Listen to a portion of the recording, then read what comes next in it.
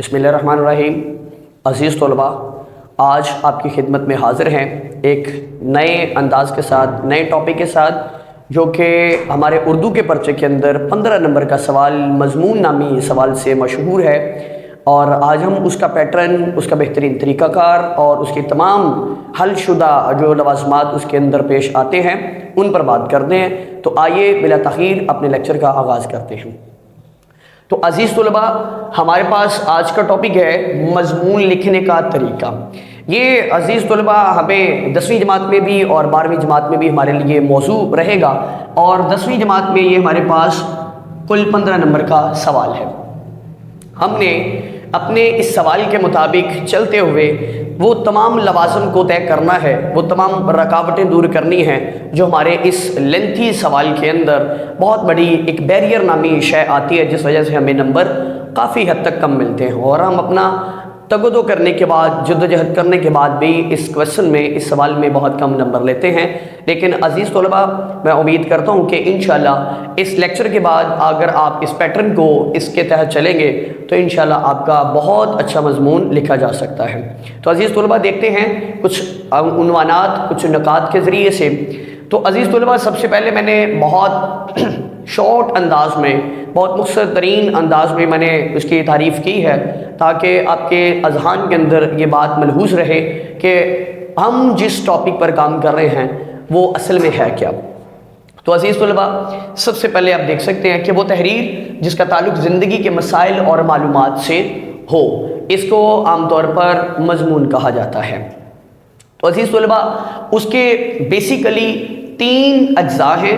There are 3 parts, 3 اس کے حصے ہیں۔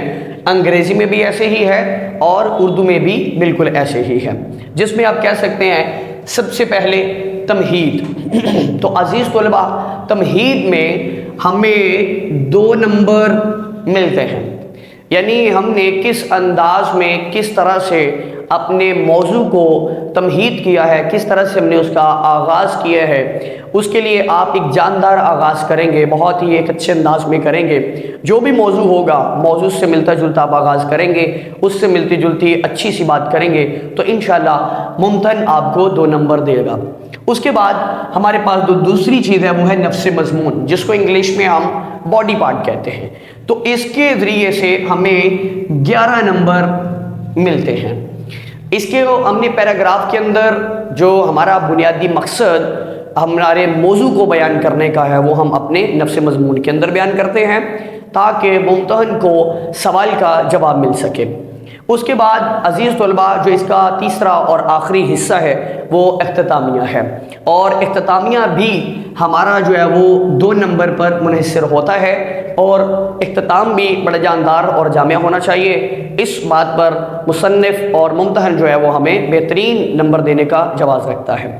تو عزیز طلباء، کچھ مزید چند اصول ملاحظہ کیجیے جن کو ملحوظ خاطر رکھ کر ہم اپنے اس سوال کو بہت ہی اچھا بنا سکتے ہیں۔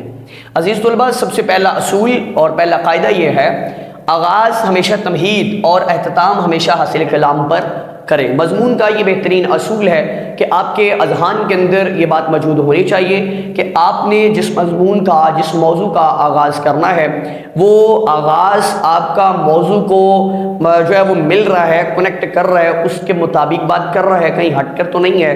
تو اس لیے یہ بات سب سے قبل آپ نے ملحوظ خاطر ذہن میں رکھنی ہوگی، تاکہ ہمارا جو موضوع ہے کہیں وہ ہمارے ذہن سے ہٹ کرنا چلا جائے۔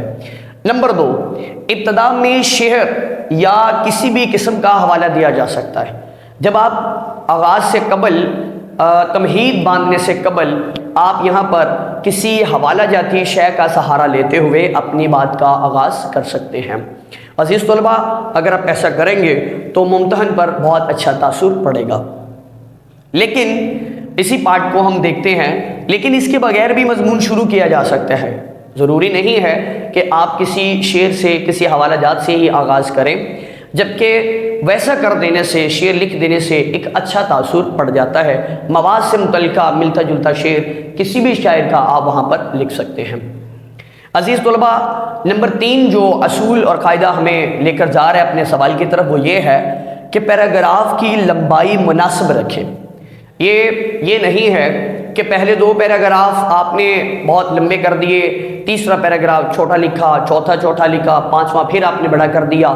یوں جتنے بھی پیراگراف آپ نے ڈیزائن کرنے ہیں وہاں پر لکھنے ہیں، اپنی طوالت مضمون کی پوری کرنی ہے، وہ بالکل برابر انداز میں کرنی ہے. چونکہ یہ تمام عزیز طلبہ وہ لوازم ہے جو میں آپ کے ساتھ شیئر کر رہا ہوں. ایک بورڈ کے اندر جو اچھی پوزیشن ہولڈر ہوتے ہیں، اچھی پوزیشن لینے والے بچے ہوتے ہیں، وہ ان تمام لوازم کو ملحوظ خاطر رکھتے ہوئے پھر ہی پوزیشن لیتے ہیں.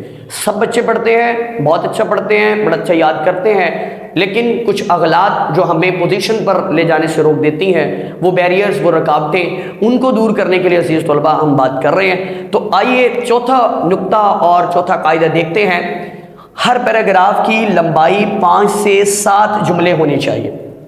عزیز طلبہ بہت ہی پیچیدہ بات میں نے آپ کے سامنے رکھی ہے کہ پیراگراف جو آپ بنا رہے ہیں اس کے اندر آپ کے 5 کم از کم زیادہ سے زیادہ 7 جملے ہونے چاہیے. اس کے بعد آپ اپنی بات کا اختتام کر کے اگلا پیراگراف کا انتخاب کریں گے. عزیز طلبہ 5واں قاعدہ دیکھتے ہیں. کم از کم 10 اور زیادہ سے زیادہ 15 پیراگراف لکھے جا سکتے ہیں. کچھ بچے سوال کرتے ہیں کہ سر مضمون کی طوالت کتنی ہونی چاہیے؟ تو یہ طوالت کے زمرے میں ہے. آپ پیراگراف 10 بنائیں کم از کم، زیادہ سے زیادہ آپ 15 بھی بنا سکتے ہیں. یوں کم از کم آپ کے 3 صفحات، زیادہ سے زیادہ آپ کے 4 سے 5 صفحات بھی لکھے جا سکتے ہیں. اس سے کم نہیں لکھنا، اس سے زیادہ نہیں لکھنا. اپنے وقت کو ملحوظ خاطر رکھنا ہے، موضوع مواد کو ملحوظ خاطر رکھتے ہوئے اپنے سوال کی تکمیلیت کرنی ہوگی. عزیز طلبہ چھٹا نقطہ دیکھتے ہیں. خوش خط واضح اور کانٹ چھانٹ کے بغیر لکھیں، رموور سے گریز کریں. تو یہ عزیز طلبہ بڑے راز کی بات، مضمون کے اندر بڑے کشادہ نمبر لینے کا بہت بڑا ٹیکنیکل پوائنٹ کہ اگر ہم اپنی جو بات کر رہے ہیں اس کے اندر اغلاط سے گریز کریں، کٹنگ وغیرہ نہ کریں اور صاف ستھرا لکھا ہو تو اس پر ممتن بہت اچھا تاثر لیتا ہے اور ہمیں زیادہ سے زیادہ نمبر دینے کے لیے وہ تیار رہتا ہے. نمبر 7 عزیز طلبہ بات کرتے ہیں جی، کسی کا کال نقل کرتے وقت واوین کوٹیشن مارکس کا استعمال کریں. تو عزیز طلبہ جب بھی آپ کسی کا کوٹیشن کوٹ کرتے ہیں، مثال کے طور پر آپ احادیث کا مفہوم، احادیث کے تراجم، آیات کریمہ کے تراجم آپ حوالے کے لیے استعمال کرتے ہیں، یا کسی بھی شعراء حضرات کی کہی ہوئی بات کو شعری طرز میں آپ بیان کرتے ہیں، تو عزیز طلبہ آپ اس کو، شعروں کو تو آپ واوین میں نہیں لکھ سکتے، جبکہ آپ اس کا نام ضرور لکھ سکتے ہیں اس شاعر کا. اس کے شعر کے آخر پر اقبال کا شعر ہے تو اقبال کا، اختر شیرانی کا ہے تو اختر شیرانی کا، مرزا غالب کا ہے تو مرزا غالب کا. یوں آپ شاعر کا حوالہ بھی دیں گے تو یوں ممتن پر بہت ہی اچھا تاثر رہے گا. جبکہ آپ کسی قرآنی یا احادیث کے مفہوم کا حوالہ دے رہے ہیں تو اس کے لیے آپ کو، یا پھر کسی مفکرین میں سے کسی کا حوالہ دے رہے ہیں تو آپ کو واوین کی علامت لگانا ضرور ہونی ہے. اس کے بعد نمبر 8 پر بات کرتے ہیں. نیلے اور کالے مارکر کے علاوہ کوئی دوسرا مارکر استعمال نہ کریں. تو عزیز طلبہ یہ 2 کلرز آپ نے انتخاب کرنے ہوں گے جس کو بورڈ بھی سلیکٹ کرتا ہے، بلیک یا پھر بلو. نیلا یا کالا مارکر آپ استعمال کرتے ہوئے اپنی بات کی ریٹن شیپ میں وضاحت کرتے جائیں گے. اس کے علاوہ گرین، ریڈ، سرخ یہ کسی قسم کا آپ نے استعمال نہیں کرنا. کوشش کریں کہ نیلا استعمال کریں اور بعض سرخیاں وغیرہ ہیڈنگ وغیرہ دینے کے لیے یا کچھ کوٹیشن کوٹ کرنے کے لیے آپ اس کے اندر اس کی بیوٹینس کو انہانس کرنے کے لیے، بڑھانے کے لیے، اس کی شکل و شباہت کو مزید پھیلانے کے لیے، بہترین کرنے کے لیے آپ کالے مارکر کا بھی استعمال کر سکتے ہیں. عزیز طلبہ 9 پوائنٹ پر بات کرتے ہیں جی. قواعد کا خاص خیال رکھیں. جو قاعدہ، قانون، گرامر کے اصول و ضوابط، ان کا آپ نے بڑا جو خیال رکھنا ہوگا. جملہ بندی جب آپ کریں تو بڑی شاندار، بڑی وزندار کریں تاکہ ممتحن اس کو پڑھ کر اس کا مفہوم سمجھ سکے اور آپ کے خیالات سے واقف ہو سکے، اور واقف ہونے کے بعد آپ کو متعلقہ نمبر دینے کے لیے وہ تیار رہے. تو آخری اور 10ویں پوائنٹ پر عزیز طلبہ بات کرتے ہیں. حاصل کلام جامع اور جاندار ہونا چاہیے. یہ بڑی اہم بات جو ممتحن ہے وہ آخر پر بڑی کشادہ نظر کے ساتھ دیکھتا ہے، بڑی ڈیپ انداز کے ساتھ اس کو دیکھتا ہے، تو حضور آپ نے اس بات پر بڑی دلچسپی سے اس کا اختتام کرنا ہوگا، بڑے واضح بڑے جامع الفاظ میں جب آپ اس چیز کا حوالہ دیں گے تو انشاءاللہ میں امید کروں گا کہ آپ کو بہت ہی اچھے نمبر ملیں گے۔ تو عزیز طلباء، اسی کے ساتھ اجازت چاہتا ہوں، اللہ تعالیٰ آپ کا اور میرا حامی و ناصر ہو۔ خدا حافظ۔